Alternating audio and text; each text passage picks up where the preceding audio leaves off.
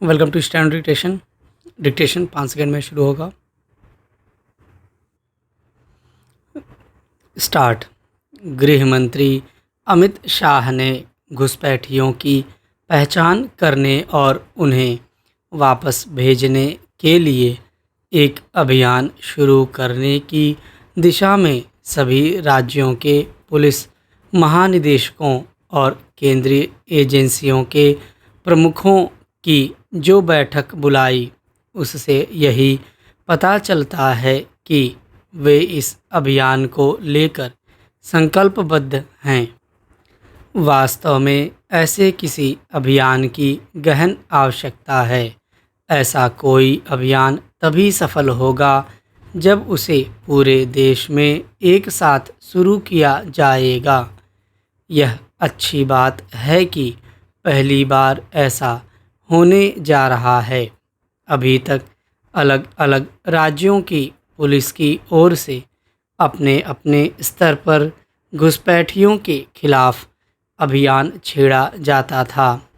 ऐसे किसी अभियान के दौरान उनकी पहचान और पकड़ भी होती थी, लेकिन घुसपैठिए ऐसा कोई अभियान शुरू होते ही पड़ोसी राज्यों में चले जाते थे।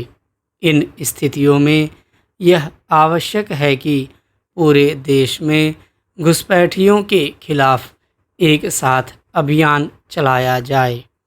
देश में घुसपैठियों और विशेष रूप से बांग्लादेशी घुसपैठियों की संख्या कितनी होगी, इसका ठीक अनुमान लगाना कठिन है, लेकिन इसमें कोई संदेह नहीं कि उनकी अच्छी खासी संख्या है। बांग्लादेशी घुसपैठिए एवं रोहिंग्या देश के लगभग सभी हिस्सों में दिखाई देते हैं। कई शहरों में तो वे लंबे समय से रह रहे हैं और उन्होंने छल छद्म से तरह तरह के पहचान पत्र भी हासिल कर लिए हैं। पूर्वोत्तर और पश्चिम बंगाल जैसे राज्यों में तो वे मतदाता भी बन गए हैं और सरकारी योजनाओं का लाभ भी उठा रहे हैं। घुसपैठ की समस्या पुरानी है, लेकिन अभी तक किसी भी केंद्रीय सत्ता ने इससे निपटने के लिए कोई ठोस उपाय नहीं किए। इसका परिणाम यह हुआ कि घुसपैठ लगातार जारी है। यह मानने के अच्छे भले कारण हैं कि घुसपैठियों को अवैध तरीके से देश में लाने और उन्हें पहचान पत्र देकर देश के विभिन्न हिस्सों में पहुंचाने बसाने वाले गिरोह सक्रिय हैं। इन स्थितियों में घुसपैठियों की पहचान करने और उन्हें पकड़कर वापस भेजने के लिए एक सुनियोजित रणनीति बनानी होगी।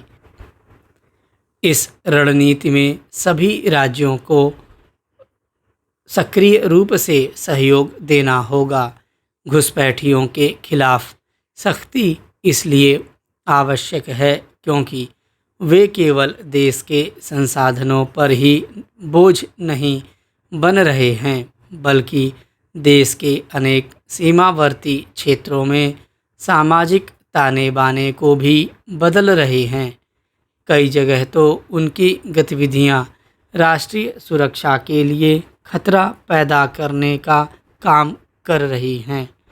आवश्यक केवल यह नहीं है कि घुसपैठियों की पहचान कर उन्हें वापस भेजा जाए, बल्कि यह भी है कि सीमाओं पर ऐसी व्यवस्था की जाए जिससे भविष्य में देश के किसी भी हिस्से में घुसपैठ न हो सके।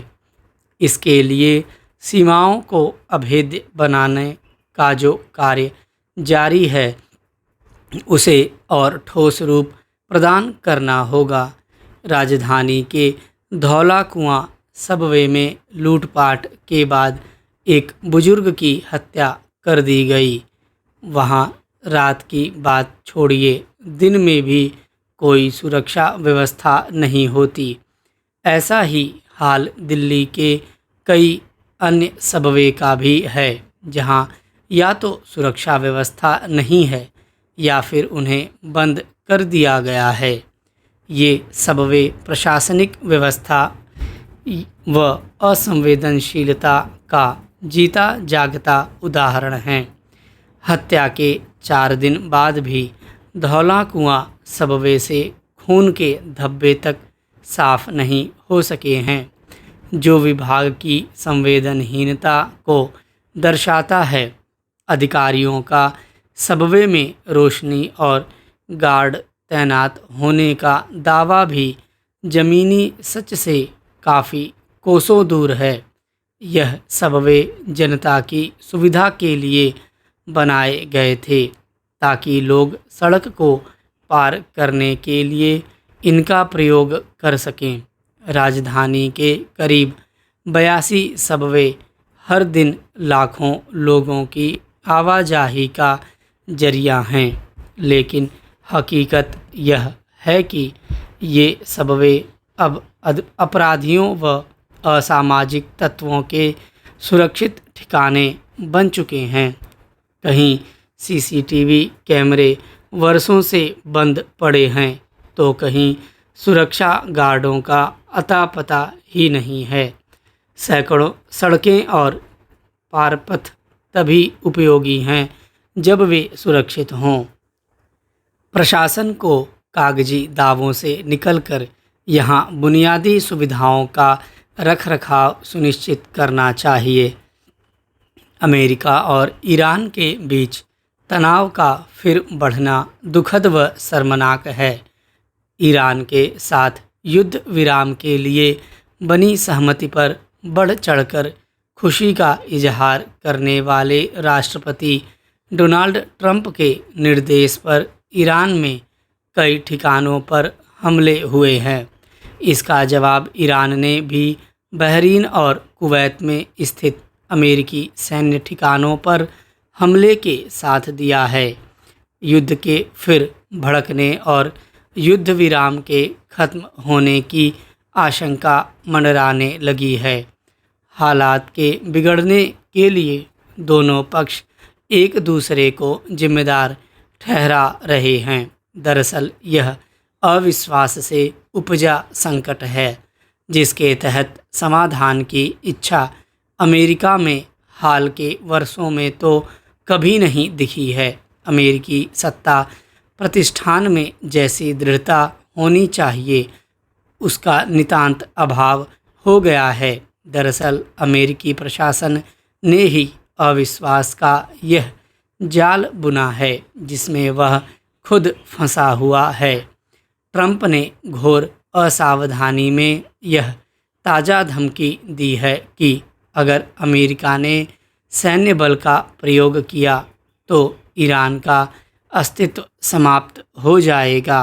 निस्संदेह ट्रंप के इन चुभते शब्दों से पश्चिम एशिया में अमन चैन को बल नहीं मिलेगा।